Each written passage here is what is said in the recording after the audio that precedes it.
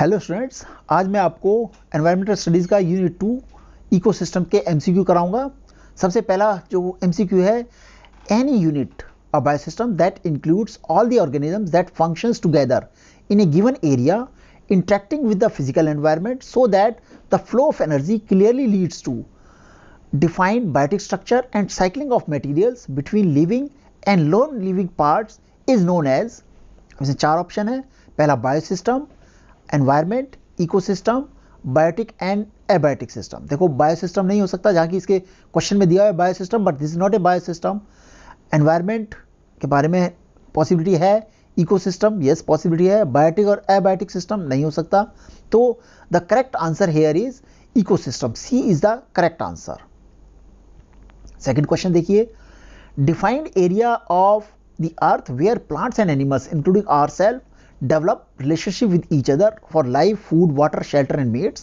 This discrete unit has both living and non-living environmental components which are interdependent and interrelated in terms of their structure, components, function. Such a discrete unit is called। अब देखिए, सबसे पहले मैंने आपको जो बताया है ecosystem की डेफिनेशन है, तो ये सारी की सारी डेफिनेशन से रिलेटेड है। तो बायोटिक कंपोनेंट इंटरडिपेंडेंस नहीं हो सकता, एनवायरमेंट पॉसिबिलिटी है, इकोसिस्टम यस पॉसिबिलिटी है, नन ऑफ द अबव नहीं हो सकता। तो बायोटिक नहीं है, एनवायरनमेंट नहीं है, क्योंकि ये तो रिलेशनशिप दिखाएगा लिविंग और नॉन लिविंग के बीच में। तो ecosystem is the right answer, so C is the correct answer. The structural component of ecosystem includes, चार ऑप्शन है, biotic component, food chain, ecosystem, biotic and abiotic component. जो structural components है ecosystem के, तो वो कौन कौन से हैं? देखो बायोटिक अकेला नहीं हो सकता स्ट्रक्चर में, आपको बताया स्ट्रक्चर में क्या है, बायोटिक और एबायोटिक दोनों कंपोनेंट्स है। तो फूड चेन नहीं हो सकता, इकोसिस्टम नहीं हो सकता, तो D is the correct answer. Next में आता है the functional component of ecosystem includes. अब फंक्शनल कंपोनेंट्स में कौन कौन सा आता है? Energy cycle and food chain, diversity, interlink between the organisms, nutrient cycles, biogeochemical cycles and successions and all of the above. तो अगर आप फंक्शनल कंपोनेंट देखेंगे, बुक के अंदर भी देखेंगे, तो उसमें सारे ये आते हैं कि एनर्जी साइकिल्स है, फूड चेन भी है, डाइवर्सिटी भी है, न्यूट्रिएंट साइकिल्स भी है, बायोजियोकेमिकल साइकिल एंड सक्सेशंस भी है। तो all of the above, so D is the correct answer. Now which of the following is the correct order of decreasing size of an ecosystem? कि जो decreasing size है ecosystem का, इसमें कौन सा है? पहला बायोस्फीयर। अब हमें पता है कि सबसे पहले 2B याद रखो, बायोस्फीयर और बायोम्स, उसके बाद नेक्स्ट आएगा। तो इन चारों में आंसर में पहले बायोस्फीयर इकोसिस्टम तो नहीं हो सकता, बायोस्फीयर बायोम यस ये पॉसिबिलिटी है। थर्ड बायोस्फीयर लैंडस्केप, ये भी नहीं हो सकता। Fourth biosphere biome yes. तो इसका मतलब बी और डी में से हमें ऑप्शन रखना है।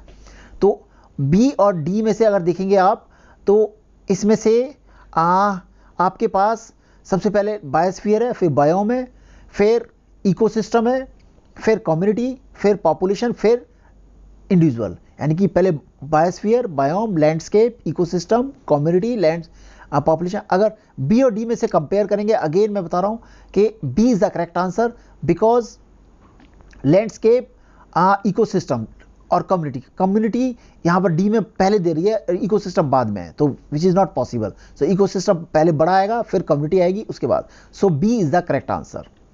Next the larger ecosystem is biome. अब पीछे में बताया जो लार्जेस्ट है वो बायोस्फीयर है, तो इसलिए देखते ही पता चल जाता है बायोम नहीं हो सकता, एटमॉस्फेयर नहीं है, हाइड्रोस्फीयर नहीं, तो B is the correct answer. Next में the 3 main divisions of the biosphere. अब जो 3 मेन डिविजन्स है बायोस्फीयर के, वो कौन कौन से हैं? Lithosphere, hydrosphere, atmosphere. Lithosphere, ionosphere, ionosphere नहीं हो सकता। बायोम्स, आयनोस्फीयर, आयनोस्फीयर नहीं हो सकता, नन ऑफ द अबव नहीं। तो इसका मतलब है इसके अंदर जो A is the correct answer, lithosphere यानी कि जमीन हो गया, हाइड्रोस्फीयर वाटर का हो गया, एटमॉस्फेयर ये वाला हो गया। तो A is the correct answer. D में आ जाओ। Question number 8, the most important climate factors that determines the boundaries of the biomes. Biomes की जो बाउंड्री डिटरमाइन करता है वो कौन से? टेम्परेचर, प्रेशर नहीं हो सकता, temperature, volume, pressure and volume, temperature and precipitation. अगर देखो टेम्परेचर प्रेशर नहीं है, वॉल्यूम वाला नहीं हो सकता, वॉल्यूम तो इसका मतलब बी और सी तो वैसे ही नेगलेक्ट कर दिया हमने, तो इसका मतलब प्रेशर नहीं आएगा। तो D is the correct answer, जिसमें टेम्परेचर और बरसात या रेन वगैरह से रिलेटेड है।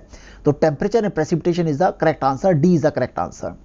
The major difference between the various aquatic zone is due to, जो मेजर डिफरेंस है एक्वेटिक जोन में, सैलिनिटी है, level of dissolve salt, dissolve nutrients है, water temperature and depth of the sunlight और ऑल ऑफ द अबव।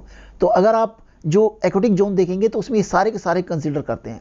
तो salinity भी होती है, लेवल ऑफ डिजॉल्व न्यूट्रिएंट्स है उसके अंदर ही डिपेंड करता है, और water temperature depth of the sunlight penetration उस पर भी डिपेंड करता है। इसका मतलब ऑल ऑफ द अबव। तो 9th का D is the correct answer, all of the above. अब 10th पे आ जाइए, the abiotic component of the ecosystem. जो एबायोटिक कंपोनेंट है वो कौन कौन सी है? Inorganic and non living part, organic and non living part, only non living part और नन ऑफ द अबव। मैंने आपको टेक्स्ट में भी बताया है कि एबायोटिक कंपोनेंट्स के inorganic and non living parts ही है, ऑर्गेनिक नहीं हो सकता, नॉन लिविंग पार्ट्स सिर्फ नहीं हो सकता, तो इनऑर्गेनिक कंपाउंड जितने भी हैं plus non living parts, that is your abiotic component. तो A is the correct answer for 10th। Next में आ जाइए, द बायोलॉजिकल और biotic component of an ecosystem interact in an abiotic background and includes. अब इसमें बताइए, producer autotrophs, consumer heterotrophs, decomposer saprotrophs और reducers और ऑल ऑफ द अबव। तो देखिए जो बायोलॉजिकल और ये कंपोनेंट्स हैं इकोसिस्टम के, interact the abiotic background and includes, तो इसके अंदर देखेंगे तीनों के तीनों ही हैं बायोलॉजिकल कंपोनेंट्स, प्रोड्यूसर भी है, कंज्यूमर भी है और डिकम्पोजर भी है। तो D is the correct answer, इसके अंदर तीनों आएंगे तो D is the all of the above is the correct answer. Organism that are able to manufacture their own food are called. अब देखो जो अपने आप अपना खाना खुद बनाते हैं तो वो ऑटोट्रॉप्स ही हैं, ठीक है। तो ऑटो वाला हमेशा अपने आप ही खाना बनाएगा, तो ऑटोट्रॉप्स और प्रोड्यूसर, हेटरोट्रॉप, सेप्रोट्रॉप और रिड्यूसर। तो हेटरोट्रॉप्स नहीं हो सकता, सेप्रोट्रॉप नहीं हो सकता, रिड्यूसर नहीं हो सकता, तो ऑटोट्रॉप्स या प्रोड्यूसर। तो A is the correct answer. Organisms that are unable to make their own food but depend on other organism for food to meet their energy needs for survival are called. अब इसमें कौन सा आता है जो अपना खाना खुद नहीं बनाएगा बट दूसरे ऑर्गेनिज्म पर डिपेंड है? तो हेटरोट्रॉप्स हो सकते हैं, फैगोट्रॉप्स या कंज्यूमर्स, डिकम्पोजर, सेपरेट और डिकम्पोजर तो वो जो डेड और डिकेइंग एनिमल्स या प्लांट्स डिके को उसको डिकम्पोज करता है। ऑटोट्रॉप्स जो अपना खाना खुद बनाता है वो नहीं हो सकता। इसका मतलब A is the correct answer, heterotrophs और फैगोट्रॉप्स या consumers, A is the correct answer. Herbivorous primary consumers animals are cow, deer, insects और ऑल ऑफ द अबव। अगर देखेंगे इसमें तो काउ भी है जो हार्बीवोरस है, पहला उसमें आता है, डियर भी है, इंसेक्ट्स भी है लाइक ग्रास हॉपर। तो इसका all of the above is the correct answer, D is the correct answer. Carnivorous secondary animals are, secondary consumer animals are birds, grasshopper, lion और ऑल ऑफ द अबव। अगर इसमें देखेंगे आप तो grass hopper तो primary में आ जाता है, लायन टॉप कंज्यूमर्स में आ जाता है, टॉप सेकेंडरी में आएगा, कार्निवोर टॉप कार्निवोरस में आएगा, ऑल ऑफ द अबव नहीं हो सकता, bird. So A is the correct answer. Carnivorous tertiary consumers animals are, carnivore जो टर्शरी वाले हैं तो बर्ड, कैट, टाइगर या ऑल ऑफ द अबव। देखो अगर आप इसको देखेंगे ध्यान से तो बर्ड नहीं हो सकता, ठीक है, क्योंकि ये सेकेंडरी में आता है, टाइगर टॉप वाले में आता है, तो ऑल ऑफ द अबव नहीं हो सकता, तो B is the correct answer, cat is the correct answer. So 16th का B is the correct answer. अब 17th में आ जाइए, top carnivorous animals are tiger, lion, vultures और ऑल ऑफ द अबव। अब टॉप कार्निवोरस में तीनों के तीनों ही आते हैं, तो इसका मतलब है D is the correct answer. Certain bacteria which are microorganisms and some fungi which are responsible for decomposition and recycling of material. These organisms are called, अब देखो जो रिसाइकलिंग में और डेड बैक्टीरिया डिकम्पोजर बोलते हैं उसको, ठीक है। सेप्रोट्रॉप्स ये उसका दूसरा नाम भी सेप्रोट्रॉप्स है। रिड्यूसर यस वो सेम चीज़ ही है बिल्कुल। सो ऑल ऑफ द अबव, इसका मतलब D is the correct answer, क्योंकि ये एक ही चीज़ है तीनों की तीनों, डिकम्पोजर्स भी, सेप्रोट्रॉप्स भी और रिड्यूसर भी, सारे तीनों एक है, तो D is the correct answer. 19th में जाइए, the types of organisms group that occupy the various trophic level. अब अगर इसमें ट्रॉपिक लेवल देखेंगे तो ध्यान से देखिए, सबसे पहले ग्रीन प्लांट्स का लेवल 1 है, फिर जिसे ऑटोट्रॉप्स है, फिर लेवल 2 है जो प्राइमरी कंज्यूमर्स है, लेवल 3 है secondary consumers, level 4 tertiary consumers, level 5 ठीक है क्वार्टरनरी कंज्यूमर्स। इस तरीके से लेवल चेक करने हैं, तो अगर आप इसको ध्यान से देखेंगे तो इसमें B is the correct answer. Next में आता है the linear sequence of links of organism in which an organism becomes the food for the next organism. तो इसको क्या बोलते हैं, जिसमें एक ऑर्गेनिज्म दूसरे का फूड बन जाता है। डेफिनेटली ये तो फूड चेन दिख रहा है सीधा, न्यूक्लियर चेन नहीं हो सकती, एनर्जी चेन नहीं हो सकती, ऑल ऑफ द अबव नहीं हो सकता। So A is the correct answer. Next में आता है the type of food chain in which the primary consumers are herbivorous and use the plant और plant part as their food are called. अब देखो ऐसी चेन जिसमें जो primary consumers है और हर्बिवोरस है एंड यूज द प्लांट और plant part as their food. तो ग्रेजिंग फूड चेन है, detritus food chain, parasitic food chain और नन ऑफ द अबव। तो जो प्लांट्स को खाते हैं वो सीधी सी बात है यहाँ पर ग्रेजिंग फूड चेन है, डेट्रियस नहीं हो सकती, डिकेइंग वाली है, पैरासिटिक नहीं हो सकती, वो दूसरे पे डिपेंडेंट होता है, मारता नहीं है उसको, ठीक है। तो grazing food chain is the correct answer, A is the correct answer. The type of food chain start from dead organic matter of decaying and metabolic waste of animals and plants bodies are called, मैंने अभी बताया dead वाले जो है dead organic matter को जो खाना है डिके करने वाला है वो डेट्रियस फूड चेन होती है। तो सीधा ग्रेजिंग नहीं हो सकती, पैरासिटिक नहीं हो सकती और फूड चेन नहीं हो सकती, तो detritus food chain A is the correct answer. The type of food chain starts with green plant and then goes to plant or the herbivorous on which the parasitic organisms feed. This parasitic food chain ends with parasitic organisms which unlike predator don't kill the host are called, अब इसमें clear question में बता रहा है parasitic food chain है, तो answer में अगर देखेंगे तो B is the correct answer. The elements of mineral nutrients are always in circulation, moving from non-living to living and then back to non-living component in the ecosystem in more or less circular fashion. This is known as, अब देखिए जो circulation में चलता है living और non living, non living से फिर living में आ गया, फिर नॉन लिविंग में चला गया, तो ये बायोजियोकेमिकल साइकिल्स में होता है। तो इकोलॉजिकल साइकिल नहीं हो सकता, गैसियस साइकिल नहीं हो सकता, सेडिमेंट्री साइकिल नहीं हो सकता, बायोजियोकेमिकल साइकिल। तो ये D is the correct answer. The building block of all organisms is hydrogen, carbon, water, oxygen. देखो बिल्डिंग ब्लॉक में हाइड्रोजन नहीं हो सकता, कार्बन पॉसिबिलिटी है क्योंकि ज़्यादातर अमाइनो एसिड्स वगैरह है जितने भी सब कार्बन के बने हुए हैं, कार्बन एक उसमें एक एलिमेंट है, वाटर नहीं हो सकता और ऑक्सीजन नहीं हो सकता। So B is the correct answer. अब 26 पे आ जाइए। Building block of all living tissues, जो लिविंग टिश्यूज हैं उसका बिल्डिंग ब्लॉक क्या है? अब बिल्डिंग ब्लॉक हाइड्रोजन नहीं हो सकता, बिल्डिंग ब्लॉक जो टिश्यू है वो ज़्यादातर अमाइनो एसिड्स वगैरह के बने हैं, तो नाइट्रोजन है उसमें, तो nitrogen is the correct answer, B is the correct answer. और वाटर ऑक्सीजन नहीं होगा। 27th में आ जाइए। Nitrogen fixation means convert nitrogen into ammonia, convert nitrogen to nitrites, convert nitrogen to nitrates और ऑल ऑफ द अबव। तो जो nitrogen fixation है उसमें यही होता है कि जो एटमॉस्फेरिक नाइट्रोजन है, जो भी नाइट्रोजन है उसका इधर अमोनिया, नाइट्रेट या नाइट्रेट में कन्वर्ट करना है। इसका मतलब D is the correct answer. Ecological succession includes primary succession, secondary succession, both A and B और none of the above.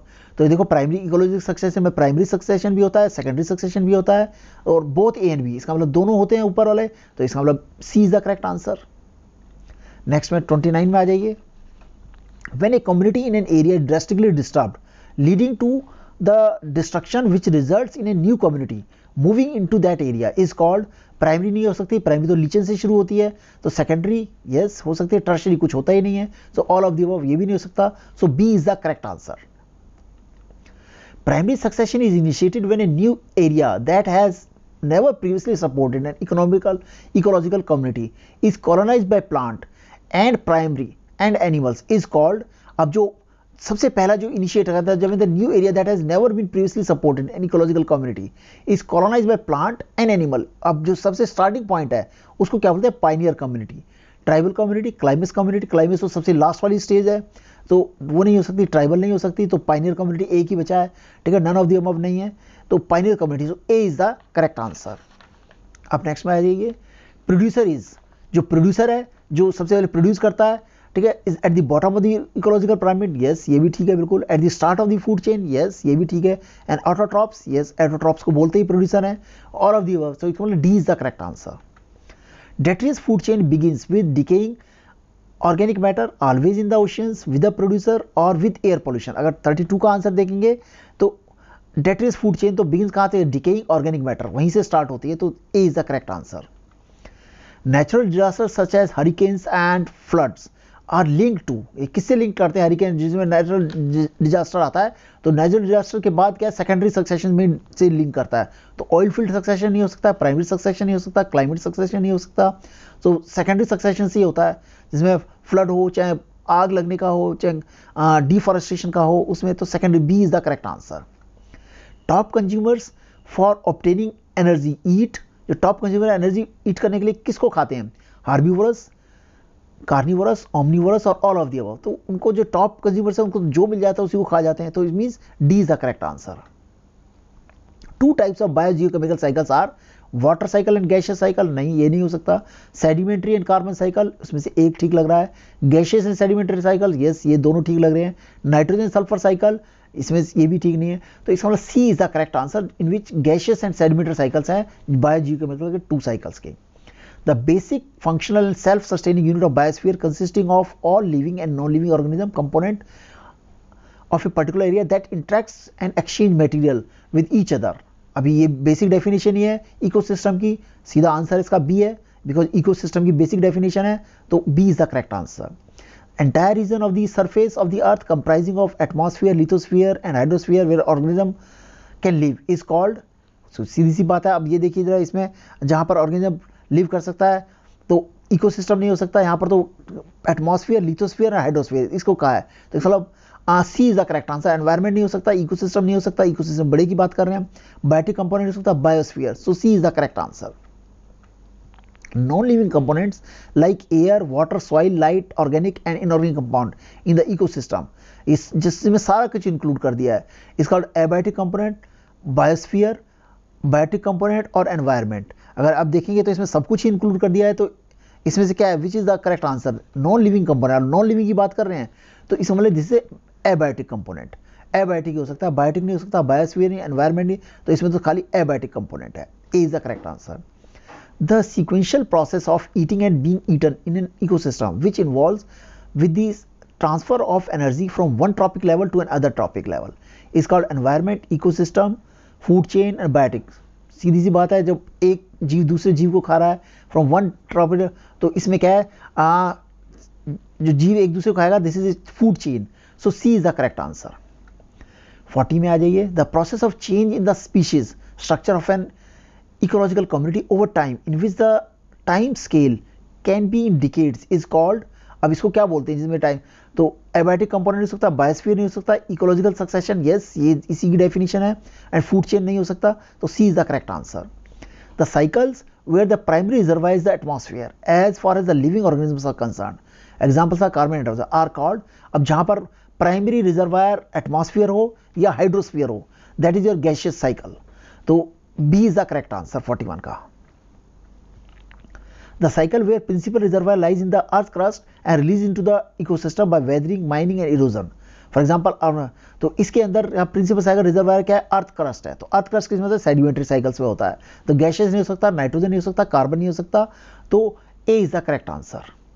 The process of denitrification is, अब जो डीनाइट्रिफिकेशन है, convert nitrite into nitrogen, convert nitrate into nitrogen, convert oxides of nitrogen into yes. तो अगर आप देखेंगे तो इसमें ए, बी और सी तीनों ही नाइट्रोजन में कन्वर्ट कर रहे हैं, और होता ये डीनाइट्रिफिकेशन मतलब कि नाइट्रोजन में कन्वर्ट करना, तो D is the correct answer. In an ecosystem succession that occurs after a fire is called, अब fire हो या deforestation हो, इसके बाद जो succession आता है that is secondary succession, तो primary नहीं हो सकता, tertiary नहीं हो सकता, quaternary नहीं हो सकता, so B is the correct answer.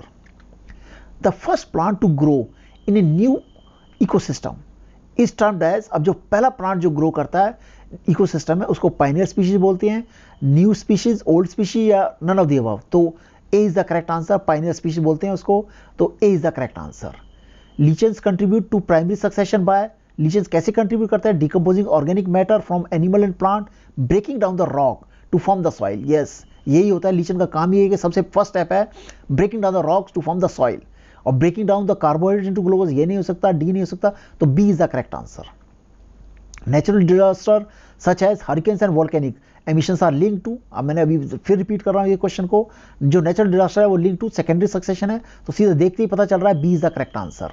Which of the following contributes to carbon cycle, fossil fuels combustion में कार्बन साइकिल में होता है, फोटोसिंथेसिस ये भी होता है, रेस्पिरेशन है ये भी होता है, तो इसका मतलब है तीनों होते हैं, तो all of the above, D is the correct answer. The main reservoir of nitrogen the biosphere, main reservoir क्या है नाइट्रोजन का, एटमॉस्फेयर, ओशियंस है, ऑर्गेनिजम्स है, रॉक है, एटमॉस्फेयर है, तो अगर देखेंगे atmosphere is the main reservoir, so D is the correct answer. Now thanks for watching MCQ of Unit 2 Ecosystem. Thank you very much and good luck for your examination.